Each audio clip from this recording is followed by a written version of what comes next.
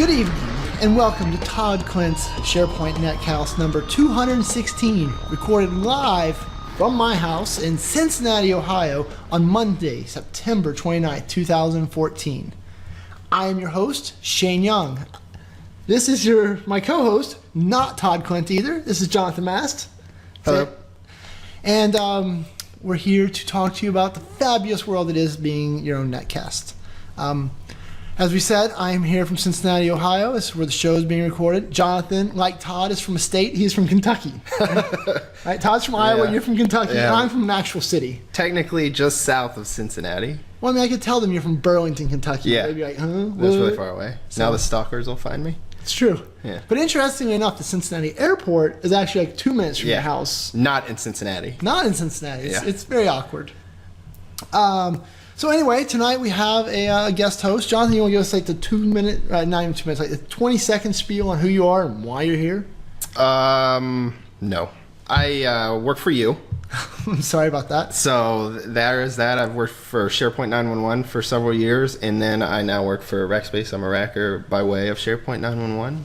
I've done SharePoint stuff for a long time, do developer stuff, and just do engineer type of things, software engineer type of things. So yeah, that's kind of about me, I guess. So the moral of the story is you follow me around. Nah, I mean, we did go our separate ways for a while. Yeah. Like a long while.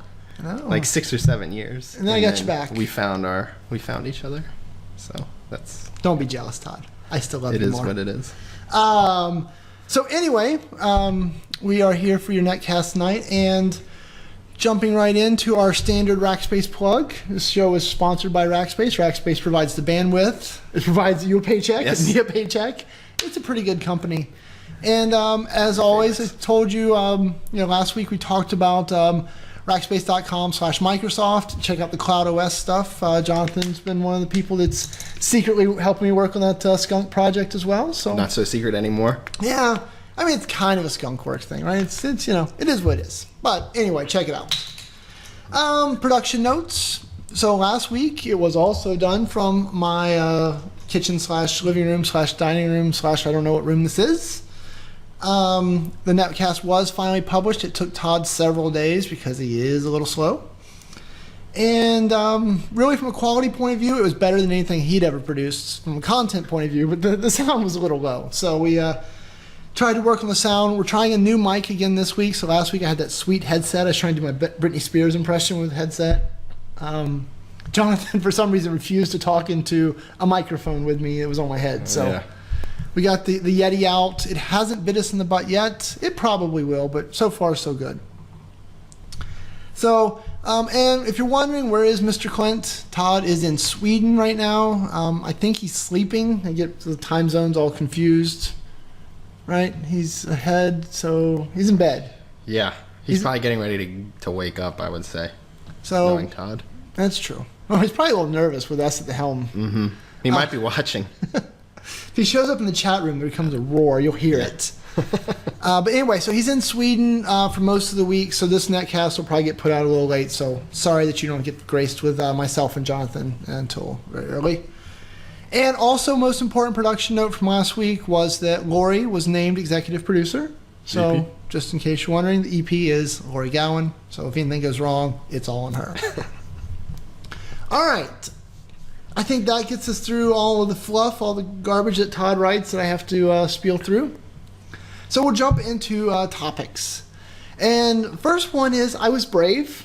I'm not always brave. I don't know if you're braver than I am kind of guy, but I got an invite for Ello, or Ello, or... I think it's Ello. Ello-co. Ello-co. Ello-co. What is that? So can you explain to me what is this .co obsession? .co. It's just another domain suffix. But is it like, Lori was telling me it's the new trendy, cool suffix to have? Oh, they like come up with, what do they call them, like boutique TLDs all the time. So what is .co supposed to represent? .cool? Oh, I don't know. I don't think it represents anything. So, I think it's just what happens is when you register a domain, which you've done before, yes. They say, well, .com costs $11, but for $15 you can get .co and .us and .info as well. Yeah. I think it's predominantly a money grab. I But guess. more than likely, Ello.com was being sold for $100,000 and Ello.co was being sold for $12. So Ello.com is a nutrition site. There you I go. went and looked already. I typed it in like, what is this? Yeah, So anyway, I joined Ello this week. It's an invite-only social network. It's supposed to replace Facebook, but not really.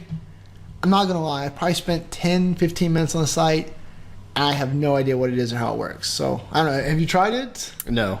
I don't know. I just started reading about it yesterday when you and Randy Driscoll were Yep. posting about it. And I have no idea. I don't really need more social media. Yeah, and it's their whole thing is they promise no ads and no this, no that. It's like, but you got to make money. So what's your game plan here? And I guess they had a bunch of artists create the site. It's supposed to be, all hipster and cool, which, as we spoke about it on the pre-show, I have no idea what hipster is other than a pain in my butt. But I literally couldn't use the site. I couldn't figure out how to post my first, comment or tweet or whatever on the site because it was too fancy for me. So I guess I'm getting old. Yeah. I guess I don't know it's not our generation, I'm sure, that they're trying to capture. Yeah. So I don't know what the young people are doing with Facebook now. I would think the ecosystem of Facebook is what's going to keep people latched onto it. The games and they have their own currency. Yeah. And everything else. Well, I think the Facebook's credit, right? So I joined a new social network. I couldn't figure out how to use it, so I went to Facebook to talk about it. I think Facebook won. Yeah. Right? Yeah. I mean, in many ways, it's almost like our social media, OS. I think it's where we want all of our stuff to start. Yeah. Well, I think that'll, we'll probably, we can talk about it now. Who cares, right? I don't follow this. But, one of your big things has always been identity. And I still am a pretty firm believer, as we start talking about federating identities and things like that, there's a strong argument to making Facebook one of your identity providers of choice, right? Because everyone has a Facebook account at this point in life. Yeah, and knock on wood, right? But don't do it here, I guess, because it'll screw up the mics. But they're a pretty secure company. Facebook's a very identity conscious company, right? I've actually done some work with them before, and I was very impressed with how covetous they were of identity and their views on multi-factor and how they handle authentication. So, if you're going to pick one, I think Facebook's a good one. Yeah. Right? They're a good place to delegate your identity to. Of course, I say that now, and of course it'll change. It'll bite me in the ass. Or sorry, Todd. It'll bite me in a week. But yeah, absolutely. Facebook's a good one. Well, I think it's going to be tough, right? As this younger generation keeps rolling into the workforce, right? They don't want another username and password. They don't want AD credentials. They want to be able to use their Facebook resource, their Facebook account, or their Instagram account, or their whatever account, right? They want to be able to use those type of accounts to log into company resources. And I think that right now, old guys like us, we think that's ridiculous. We think it's ridiculous that we would request that of our employer. But I can see that kind of starting to permeate, and people just being like, if I'm going to come work for you, I'm going to use my Gmail address for my work email address and move on. Google just got compromised, right? But that would be one I would have said too, even a couple weeks ago. Yeah. I don't know. I think human nature is to make things easier. And so if I've got 15 apps, you probably have at least that many. If I have 15 apps, there's a good chance I'm not going to use unique passwords for each of them. Yep. And so the way the story goes, if you're having an identity conversation, is that all of a sudden your resource is only as secure as the least secure resource on that user's key ring. Right. Right. So, if user XYZ uses password, A12345 on 15 different apps, including your enterprise application, yep, then all of a sudden your application is really insecure. Yeah, they've given up their complex password to some, that got elo.com website, yeah. .co site. Darn it, not even .com. Oh. Who knows if they store them encrypted or how they hash them or whatever. Maybe. And so that's the whole story behind federated identity, right? Is holy cow. Is you can delegate authentication of your resource of your application over to somebody that you trust. Yep. and you just pick someone that is trustworthy, or you build your own tool so that if you have your own internal users and you want to do single sign-on type of things. Right. When you've done that in the SharePoint space, you have one you got a good example of that you did one of those federated identities and good stuff? So like a Rackspace, we have a Rex Collab portal, which is for our intensive customers with large deployments in our Rackspace, our large Rackspace footprint. We set up SharePoint sites for both rackers and customers to collaborate on. And we basically did that exact thing there, right? As we had an ADFS hub. This is getting pretty technical, but we use Active Directory Federation Services as like a spoken wheel type of scenario. And so everyone came in through SharePoint. All things route through ADFS, and then you went to the appropriate endpoint to authenticate based on who you were. So rackers went to like an internal directory that used our credentials, and customers went out to an external SAML-based portal to use their customer credentials to log in. And SharePoint just sees them as a user. Right. So they don't care SharePoint doesn't care where that user comes from. Well, and especially in the extranet scenarios, it's really nice if you can remove SharePoint's burden of identity, right? And just let it just take authenticated users and roll with them. Yeah, I think SharePoint still doesn't. It's still not apples to apples. Like it's so married to IIS as an authentication provider, basically, or Windows authentication, that you still have some nuances to deal with when you're in like a claims or a SAML claims based identity with SharePoint. But yeah, I mean it's nice to let that responsibility live outside of SharePoint for sure. And true of any application you're building, just to isolate that. Yeah. Well, and the chat room is talking about one of the things that kind of led me down this road, which is password management tools, right? Because at this point, as you point out, we've all got 15, 20, 100 apps that we're all trying to deal with. And either you have the one password for everything, password one of the world's best passwords. I almost made my work password that today, by the way. Yeah. But, we were talking about password tools on Facebook the other day. One guy's got it in a spreadsheet with a password still. So people, I think LastPass was one of the most popular ones. Password Safe is a tool that we Password use. Safe, yeah. I use one off of SourceForge. It's called Password Safe. I think it's that's an open source. Yeah. I've been using that one for 15 years. Yeah. I don't know if it's good or bad. I don't know what its features are, but it's got all my passwords in it and it just rolls through pretty easy. So yeah, I think it's pretty good. And I can also admit, though, for some of the sites that I don't care about as much, like Ello.com, Ello, whatever, Ello.co, I'll get it right eventually. I use Internet Explorer to save my password. I'm not proud. Because one of my favorite features of that for websites that it doesn't matter, so I don't use it for the bank or American Express, that type of stuff. But they won't let you. Dumb ones like that is, with Windows 8.1 or whatever, it's shared across all my devices. So whether I log in from my Surface or my laptop or my phone, that saved username and password is always there with me. I've gotten pretty lazy. That's pretty convenient. I think that's a feature of IE, like IE 10 or 11. Oh, so it's an IE feature? Yeah, because Chrome does the same thing and has for a long time. But whatever it's coming from, I really enjoy the fact that those passwords are jumping around. Stores up in the cloud, but it's good to do on the low risk stuff. Yeah, your low tech type of portals or apps for sure. Yeah, and for years I was pretty bad about having the same password for a lot of stuff. I've gotten away from that, thankfully. I finally learned I didn't learn my lesson. Thankfully, I figured it out before I learned the lesson. So I don't have the same password for all. Yeah, I think a lot of people don't even think about it. Like password safety, it's possible to have a really easy to remember password that's also super secure. Yep. Right? Because even a lot of websites still prevent you from having weird character spaces in your password, and that's one of the most secure things you can have is a phrase of multiple words with spaces in it. You could get rid of everything, all of the crazy characters and capital letters and numbers, but just have a really long phrase with spaces in it, and a brute force will take forever, or basically be impossible to catch. But Yeah, so we've talked about on the show before. For years, one of my passwords was "I hate Todd." Yeah. Right, spelled correctly. Right. But with the spaces and punctuation, right? And as you said, I mean, super easy to remember, super easy to type.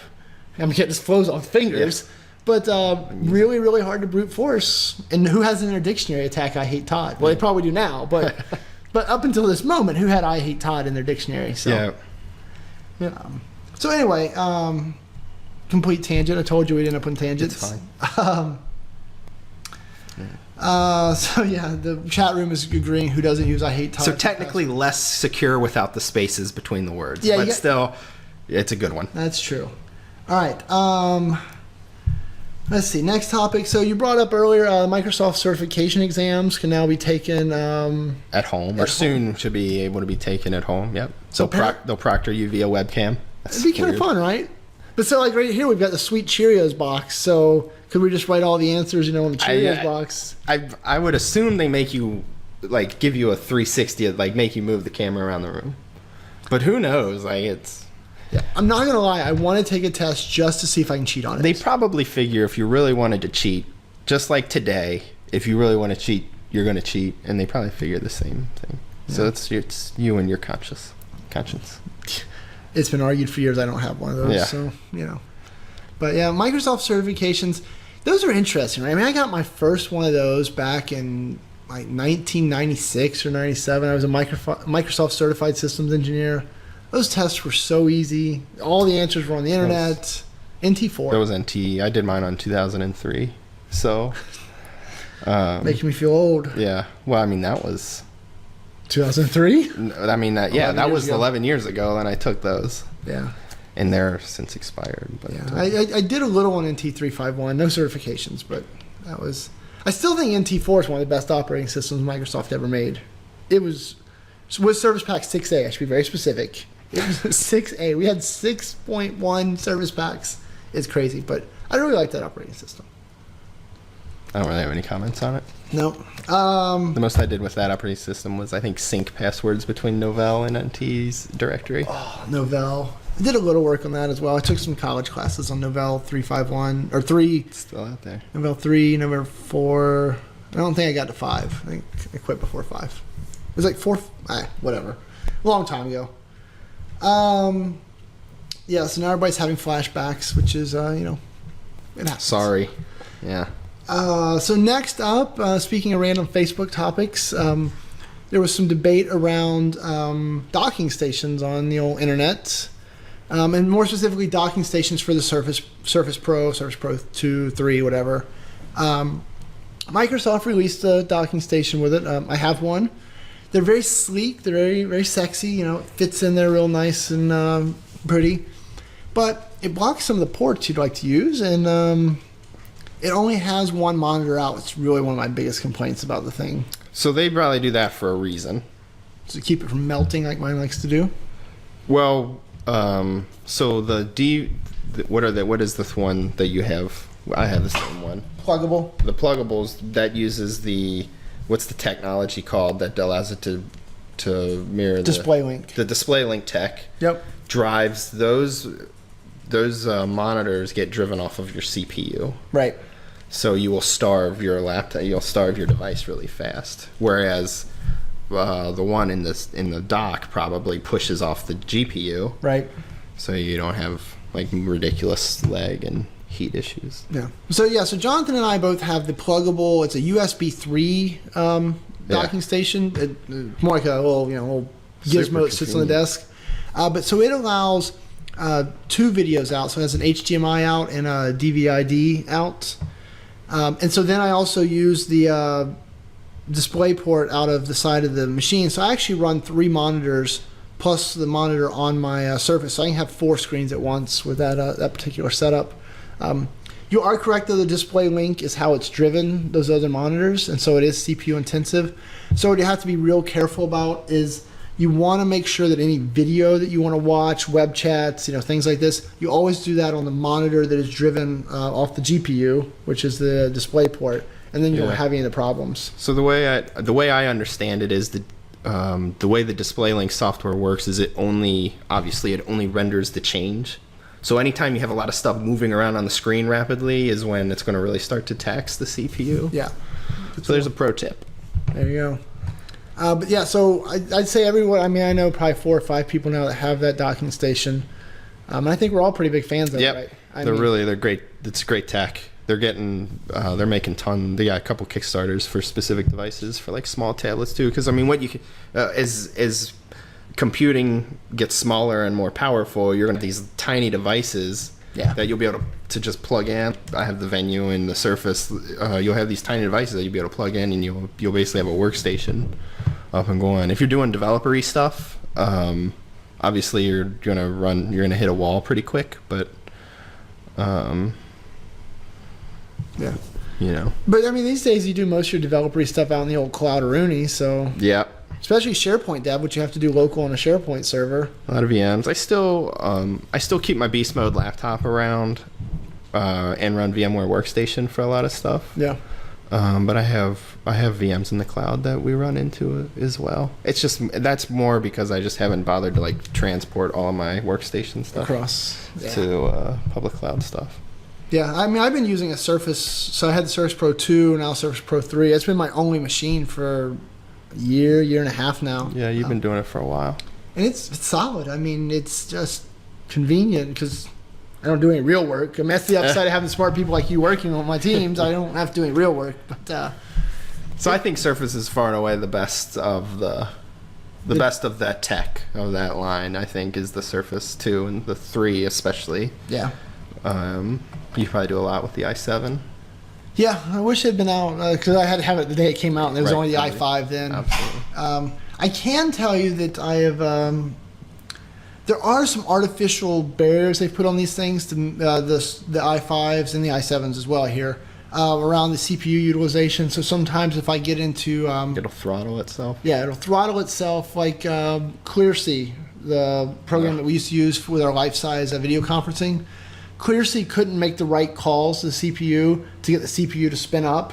So ClearC always acts CPU starved, even though it wasn't, because it couldn't tell the CPU that it needed more resources to throttle the machine. It was always trying to be like, oh, I can live with half a CPU. Yeah, Microsoft. Well, I mean, that makes sense. They're protecting the device kind of like performance-wise. I mean, well, and keeping me from melting it, right? Yeah. I mean, so I've tried to go in there, on normal Windows 8 machines, you can set the min and max state for a processor. Yeah.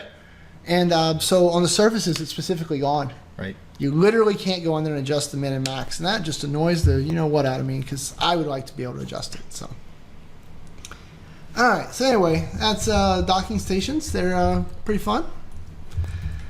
Let's see. Oh, this is the spot where I said Jonathan gets to do a little chatty. So you are a dev. Yep. For many years. You are, fortunately, you're one of the smarter devs. You can actually speak some infrastructure stuff. That's why I will associate with you. You play golf with me also. A lot. Let's be honest. The golfing is really what keeps this relationship going. Because we're both awful at it, so it just kind of works itself out. Getting better. Yeah, you've had a good summer. Your scores have come down. Mine have, done their thing. We get there. But so, anyway, talking about dev, you've built this video game, you have a passion for mobile dev, you've done SharePoint dev, you've done a lot of identity and federation. I don't know. Pick one of those ones you want to tell the world about. Oh, wow. That's easy. I'm curious, I guess, what... We promoted Fanata Blaster on... They've probably heard about it. You can definitely promote it was at the again. conference. Yeah. So if you go to sharepoint.rackspace.com/game. Well, I mean, I'm just giving you the URL that works. I know they haven't messed that one up. The other one doesn't work. Anyway, /game, I guess, you'll be able to play it. It's a little shoot-'em-up game that we developed for SharePoint conference, the final SharePoint conference, I guess, earlier this year. That was in February or March or whenever. I don't remember. But yeah, that was when I kind of led and managed the SharePoint development team at Rackspace, our consultancy. And in that team of 4 people, we built a game. It was cool. It was like the game development I'm pretty passionate about video games. I know. You wish you'd got a job at EA instead of with me. No, I don't. But hopefully Amanda's still watching because she'll get a kick out of this. But I mean, it's the reason why I got into technology. Is like I grew up, I was like playing Zelda, and I was like, I want to make Zelda, and I still am going to. But so I mean, that's how I got into computer science and engineering and all of the technology that I got into. I think I learned enough about the industry before I got into it to know that it wasn't for me, but it's a cool hobby. Yeah. Right. It's one of those things where maybe I wouldn't like it so much if it were my life, if it were my job. So. Well, how many hours do you think you had in Fanatic Blaster? I mean, all said and done.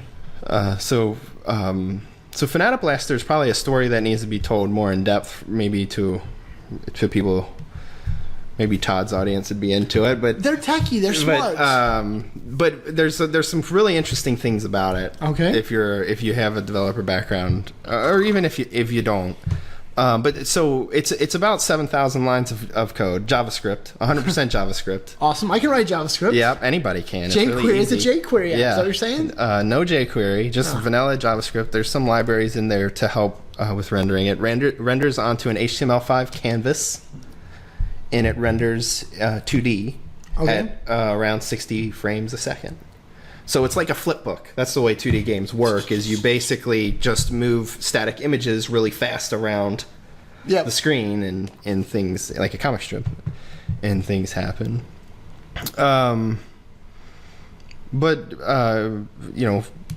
We set out to build that thing. I don't know if you remember, like we were in the office up here, and Jeff DeVerter was up here, and I was like, trying to come up with a way. We had just kind of reformed the team. Yep. We had a lot of change in the team. Phil Jirsa, who's I guess not on here today. I think he's out of town. Be cool if he was here though, because he wrote a lot of the infrastructure for that app. But we had just kind of reshaped that team, and I was trying to come up with a way that we can kind of get the team together, right, and to build some kind of camaraderie, if you will, or to do like a hackathon. So you said, well, I'd love a game for the website, and then you saw like a Jonathan-shaped hole in the wall because I ran out the door. You'd heard what you wanted. It was as over. Quickly as I could, and so we I think like 3 months later we went down to Texas. We went to Castle. Yep. For 7 days, like intense. You were down there for a couple. Yeah, days I came through a few. Yeah. But we kind of locked ourselves in a room, and we had the Castle's got conference rooms that are 100% whiteboard on the walls. And I got pictures. I should post them. Our whiteboards were epic. Yep. The stuff that we had drawn up there, and it was really interesting to see how the game evolved, because we originally were like, well, let's do like an Asteroid Space Invaders kind of clone.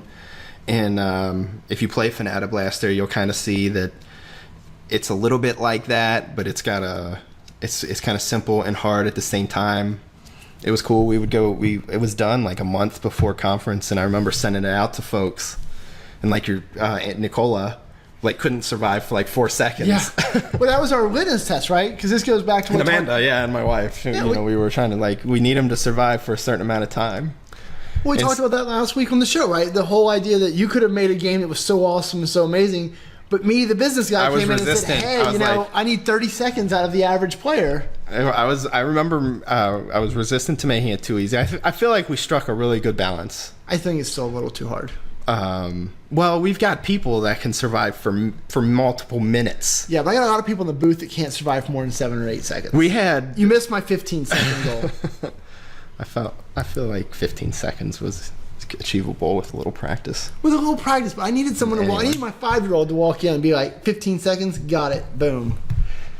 Anyway, the takeaway from that project that was so interesting is how different that world is from like the business apps that we develop. And even the hardest of those things, like to take an invoice or to route an invoice is so trivial compared to like some of the problems you have to deal with like physics and. Well, yeah, I walked in the one day, you guys were like trying to do the vector of an angle or something. Yeah, we did math. It was my calculus class. I wanted nothing to do with the conversation. Calculating the slope and the trajectory of the darts. Yep. Go play the game if you haven't gotten to play the game. It's fun. We were doing high score competitions at conference. Can you still see all the high scores that people Is that a publicly available website? So we have like 3 versions now. I remember we have like 3 versions of the game. Yeah, it definitely is publicly available. It's right there on. It's right there on there. But we have like 3 versions because other entities at Rackspace actually use it for their conferences. Oh, I didn't realize we actually spun them up their own versions. Yeah. So at the bottom of the page, right, there's the view high scores, and so then you're just storing all that in like a database somewhere behind the scenes. So Phil Gerso wrote all of that infrastructure stuff. I think my goal is actually to make the engine of that game that's built. So the game's like 6,000 lines of code, and the engine's like 4,000. And my goal is to open source all of that and let people build games on top of it if they want. Games on top of your games. Yeah, so I mean, there's somebody out there. He's got 184,000 as his score. HP, yeah. Yeah, Matt. Yeah, I mean, I did. I think I got 25,000 or something at one point. That was as good as I could do. Intense. Yeah, so I'd love to talk more about the details and the underpinnings of that, but maybe for another netcast. Well, and that brings me to kind of the reason I was asking you such an open-ended question. So one of the reasons you're here today, right, is you're thinking about kind of starting to do this for yourself, but with more of a devy, engineering kind of architecture, identity, something focus, right? Yeah, maybe. If people want to watch it, then maybe we'll put something together. I mean, I think, if, people are big fans. So you guys should hit Jonathan up. We had his Twitter earlier, right? It's at Jonathan P. Mast. Yep. Right? Send him some words of encouragement if you'd like to have him, not on this show anymore, I promise. No more devs. But, talk about that stuff. If you guys wanted to... Jonathan's been thinking about spinning up his own version of a show like this and, talking tech and doing that type of thing. So maybe I'll spin it up like right after Todd. Like you can come watch Todd and like 15 minutes later we'll start Jonathan. You can be in the 10 o'clock slot. Yeah. Right before your local news. Yep. Following the sweeps week, see how you do. Have some tie-ins. Could be good times. All right. So that's a little of the Jonathan developer stuff, but yeah, the game stuff has always been one of those things, and we still want to do a mobile app at some point, right? We'll come up with a way to do a mobile app. We're going to do that. So Fanatic Blaster 2.0 will definitely have touch enabled, but I'm doing all this on my own time, so it's taking a while, but we'll definitely have touch enabled, so you'll be able to play it on your slate or your tablets. Nice. But that'll probably be the end of that project. Well, and hopefully Amanda's still listening, and she hears you publicly tell the world you have to finish the project and gives you a little more time to work on it. Yeah. All right. So then, one of the things I wanted to kind of close the loop on, and I don't know how we're doing on time. It's been about a half hour. So last week, I ranted a little bit about running projects, running them correctly. My whole don't let great be the enemy of good. Don't over-engineer it, right? Don't make the game so absolutely. Perfect that it's so hard that no one wants to play it. Yeah. This is a great example. I didn't think of that until you actually said it. So on the fly, woohoo! But so one of the things I left out of that whole story, and I guess before I jump into the next tangent, did you have any thoughts on any of that? I know you've kind of studied the topic. You're one of my students of management. Yeah, right. Students of management. Shane's School of Management.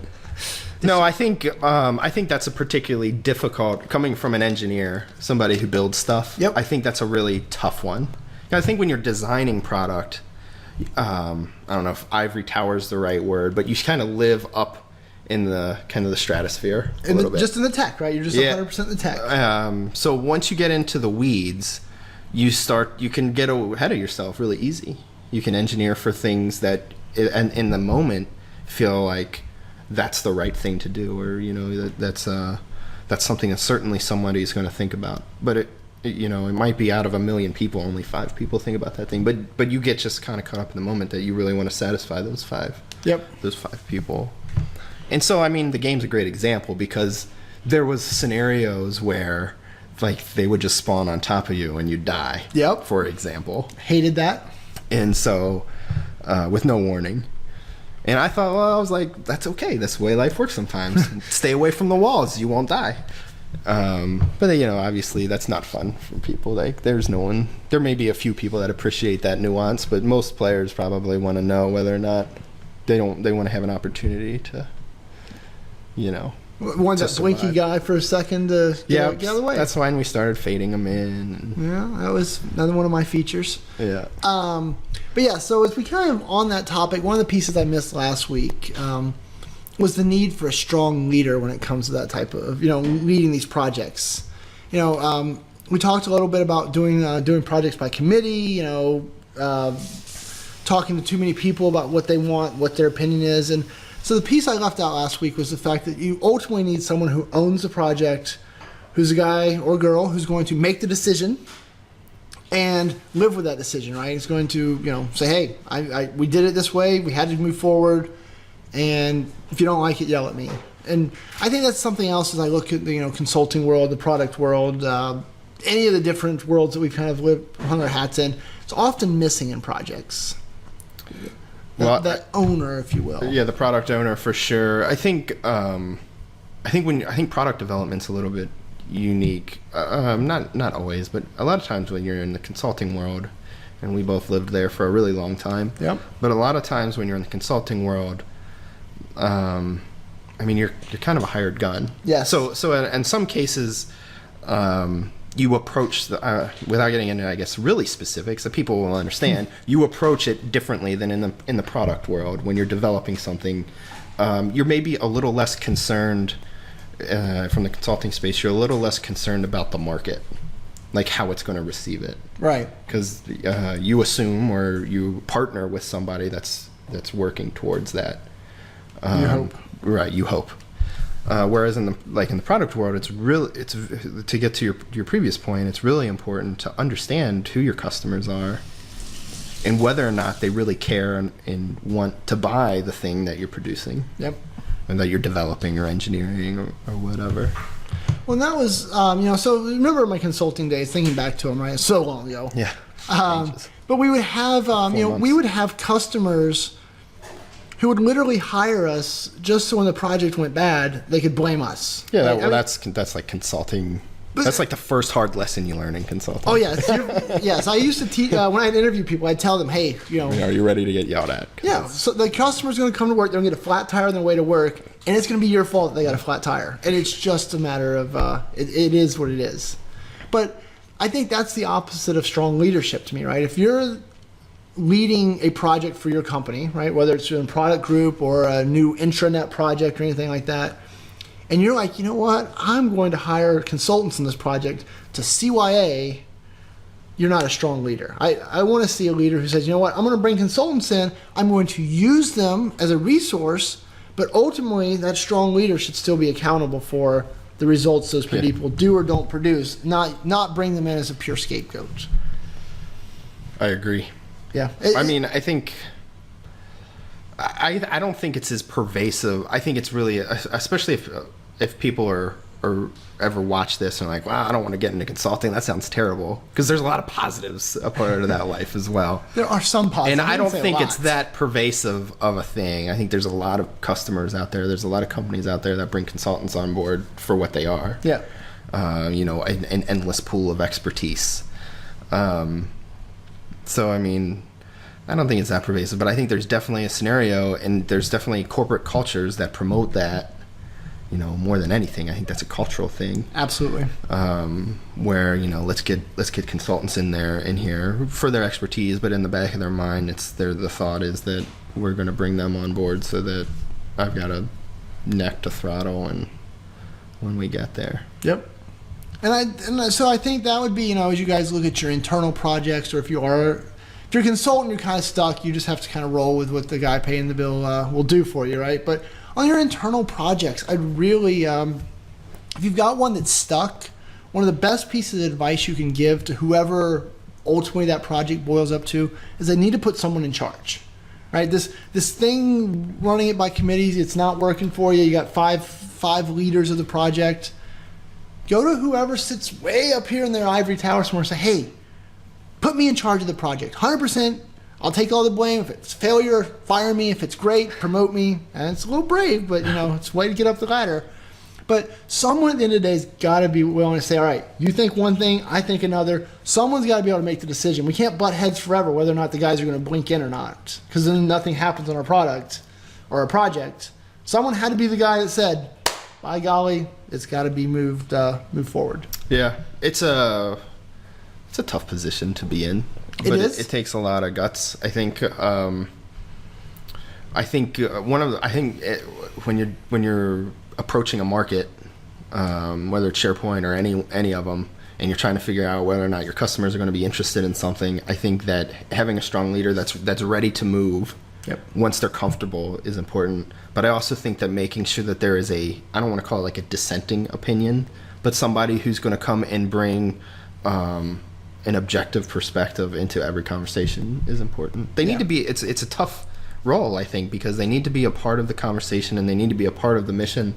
But at the same time, we have great people like this at Rackspace, but they're part of the forward momentum, but at the same time they're bringing they're bringing reality checks in at every step of the way. Yeah, someone in the chat room, one of their SharePoint projects right now, there's 3 CIOs.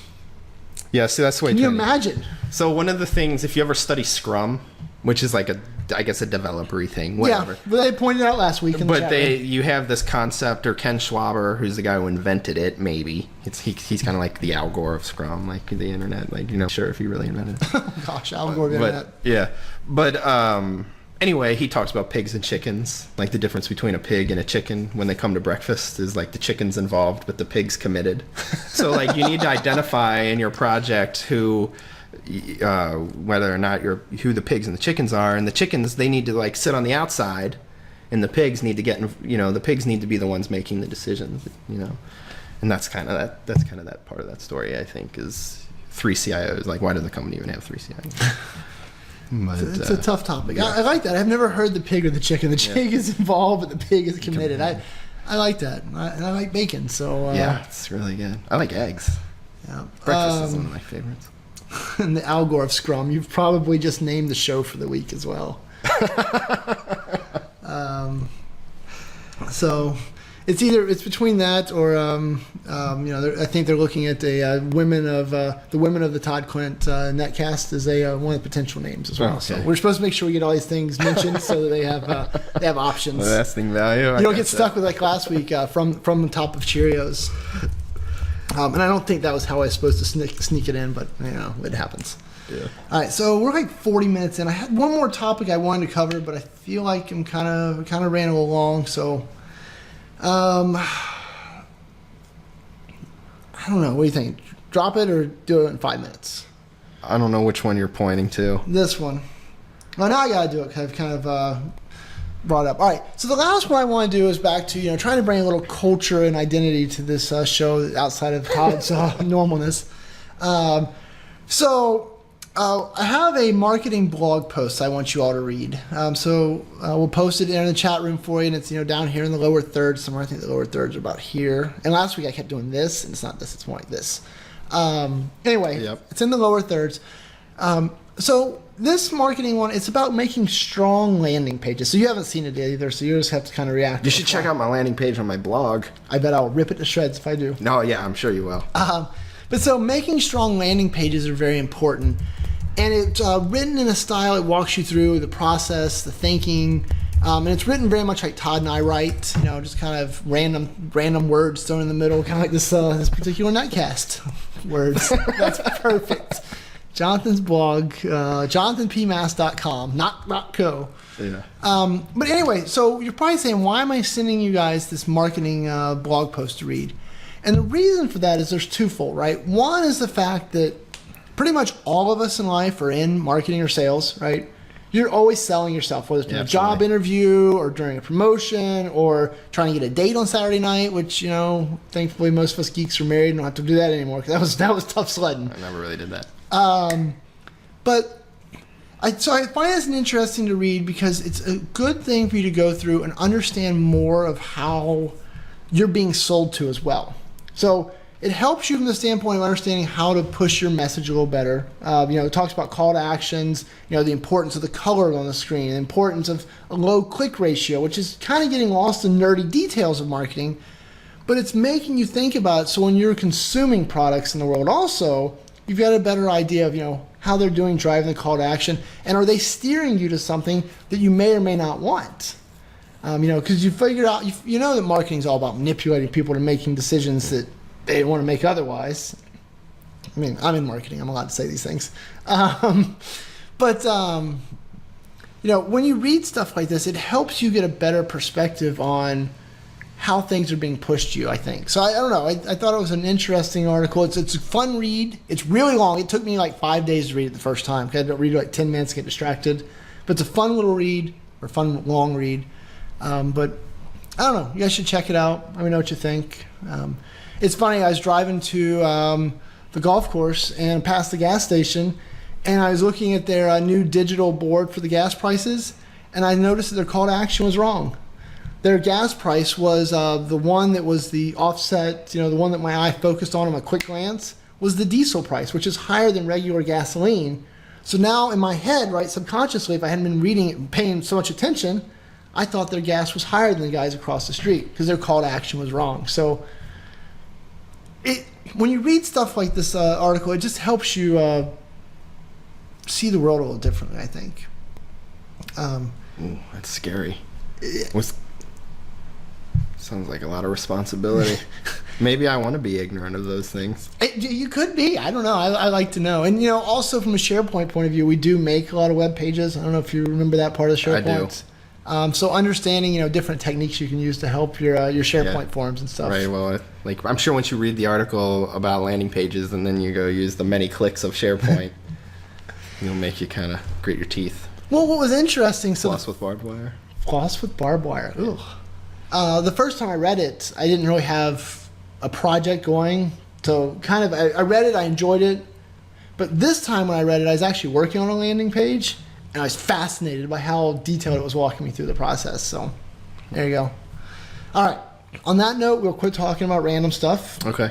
There was a Lori quote I was supposed to say, but it got cut. Sorry, Lori.